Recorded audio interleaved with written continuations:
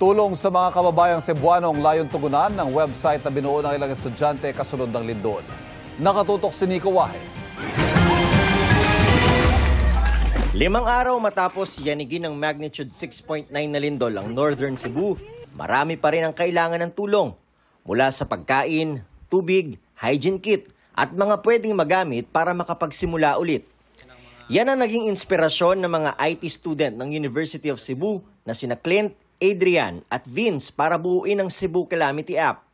Yung mga nakikita naming mga Facebook post, sinasaad doon na bakit dito sa lugar namin hindi pa umaabot yung mga relief goods, yung mga donations hindi pa umaabot dito. Pwedeng mag-request ng tulong na kailangan sa website. Mailalagay rito ang eksaktong lokasyon.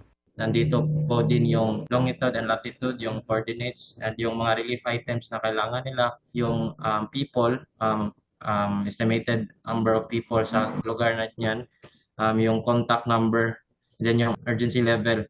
Dahil sa kanilang website, pinatawag sila ng Cebu Provincial Government para makatulong sa relief operation. We have added a button that you will be redirected to their website. You will then know if ilan na yung mga lugar na napuntahan ng ating Cebu Province. Ang aming new feature is about validation and verification with the help of the Cebu Province IT team. Patunay raw ito na kahit estudyante lang, may magagawa para makatulong. Since wala talaga kaming pera, ginamit na lang talaga namin yung skills namin na para makakontribute. Para sa GMA Integrated News, Nico Wahe, nakatutok 24 oras.